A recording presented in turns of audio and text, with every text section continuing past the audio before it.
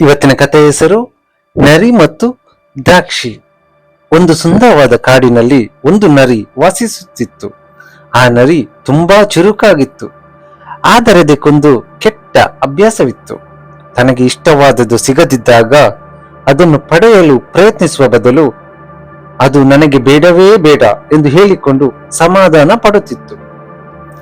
ಒಂದು ದಿನ ಆ ನರಿ ಆಹಾರವನ್ನು ಹುಡುಕುತ್ತಾ ಕಾಡಿನಲ್ಲಿ ಅಲೆದಾಡುತ್ತಿತ್ತು. ಬೆಳಗಿನಿಂದಲೂ ಅದಕ್ಕೆ ಸರಿಯಾದ ಆಹಾರ ಸಿಕ್ಕಿರಲಿಲ್ಲ. ಬಹಳ ಹಸಿವಾಗಿದ್ದರಿಂದ ಅದು ದುರ್ಬಲವಾಗಿತ್ತು. ಆದರೂ ಆಹಾರ ಸಿಗಬಹುದು ಎಂಬ ಆಸೆಯಿಂದ ಅದು ಮುಂದೆ ಸಾಗುತ್ತಿತ್ತು. ಹೀಗೆ ಹೋಗುತ್ತಿರುವಾಗ ಒಂದು ದೊಡ್ಡ ದ್ರಾಕ್ಷಿಯ ತೋಟ ಅದರ ಕಣ್ಣಿಗೆ ಬಿತ್ತು. ಆ ತೋಟದೊಳಗೆ ಹಸಿರು ಎಲೆಗಳ ನಡುವೆ ದೊಡ್ಡ ದೊಡ್ಡ ದ್ರಾಕ್ಷಿಯ ಗೊಂಚಲುಗಳು ನೇತಾಡುತ್ತಿದ್ದವು. ದ್ರಾಕ್ಷಿಗಳು ತುಂಬಾ ಸುಂದರವಾಗಿ ಕಾಣುತ್ತಿದ್ದವು. ಅವು ಪಕ್ವವಾಗಿ, ರಸಭರಿತವಾಗಿ ಮತ್ತು ಸಿಹಿಯಾಗಿರುವಂತೆ ಕಾಣಿಸುತ್ತಿತ್ತು. ದ್ರಾಕ್ಷಿಗಳನ್ನು ನೋಡಿದ ತಕ್ಷಣ ನರಿಯ ಬಾಯಲ್ಲಿ ನೀರೂರಿತು. ಅಯ್ಯೋ, ಈ ದ್ರಾಕ್ಷಿಗಳು ಎಷ್ಟು ರುಚಿಯಾಗಿರಬಹುದು! ಇವುಗಳಲ್ಲಿ ಕೆಲವು ಸಿಕ್ಕರೆ ನನ್ನ ಹಸಿವು ಸಂಪೂರ್ಣವಾಗಿ ಹೋಗುತ್ತದೆ ಎಂದು ನರಿ ಸಂತೋಷದಿಂದ ಯೋಚಿಸಿತು. ನರಿ ದ್ರಾಕ್ಷಿಯ ಗೊಂಚಲುಗಳ ಬಳಿ ಹೋಗಲು ಪ್ರಯತ್ನಿಸಿತು.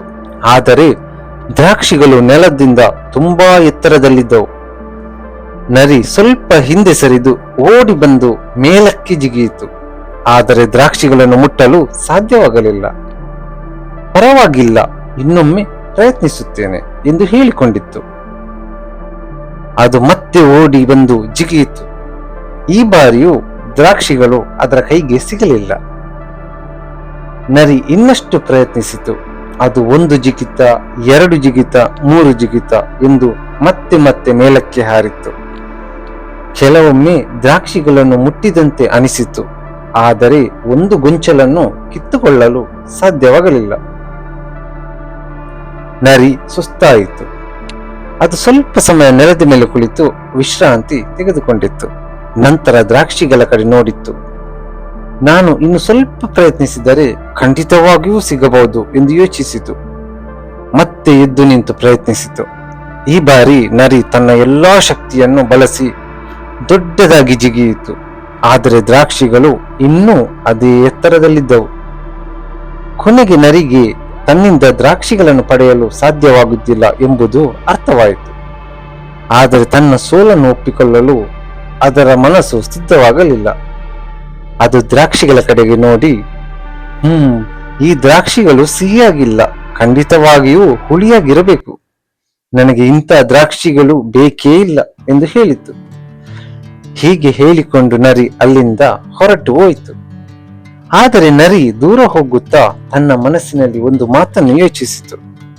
ನಿಜವಾಗಿಯೂ ದ್ರಾಕ್ಷಿಗಳು ಹುಳಿಯಾಗಿದ್ದೇವೆ, ಅಥವಾ ನನಗೆ ಅವು ಸಿಗಲಿಲ್ಲ ಎಂಬ ಕಾರಣಕ್ಕೆ ನಾನು ಅವುಗಳನ್ನು ಹುಳಿ ಎಂದು ಹೇಳಿಕೊಂಡೇನೆ?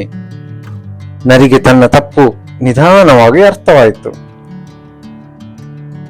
ಸ್ನೇಹಿತರೆ, ಈ ಸಣ್ಣ ಕಥೆಯಲ್ಲಿ ನಮ್ಮ ಜೀವನಕ್ಕೆ ಬಹಳ ದೊಡ್ಡ ಪಾಠವಿದೆ.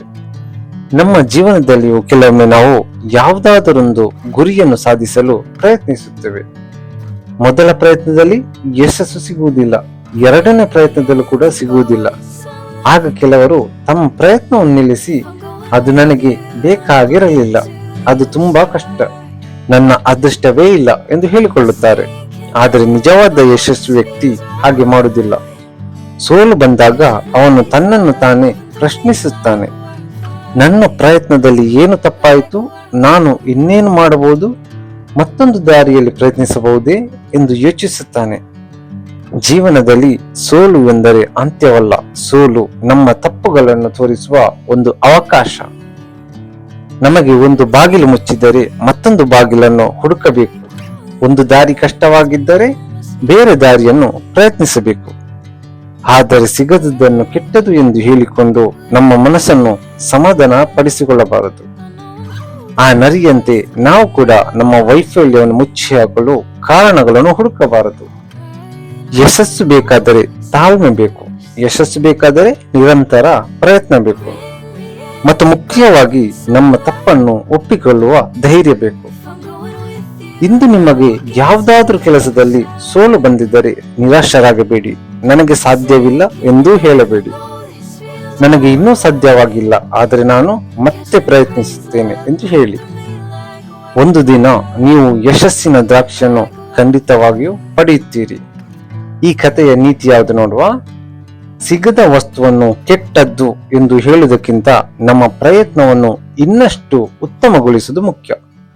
ಸೋಲನ್ನು ಒಪ್ಪಿಕೊಂಡು ಅದರಿಂದ ಕಲಿತು ಮತ್ತೆ ಪ್ರಯತ್ನಿಸುವವನೇ ನಿಜವಾದ ವಿಜೇತ. ನೆನಪಿಡಿ, ನಮ್ಮ ಜೀವನದಲ್ಲೂ ಎಷ್ಟೇ ಕಷ್ಟಗಳು ಬಂದರೂ ಪ್ರಯತ್ನವನ್ನು ನಿಲ್ಲಿಸಬೇಡಿ. ಪ್ರಯತ್ನಿಸಿ, ಕಲಿಯಿರಿ, ಮತ್ತೆ ಪ್ರಯತ್ನಿಸಿ. ಯಶಸ್ಸು ನಿಮ್ಮದಾಗುತ್ತದೆ. ಧನ್ಯವಾದಗಳು.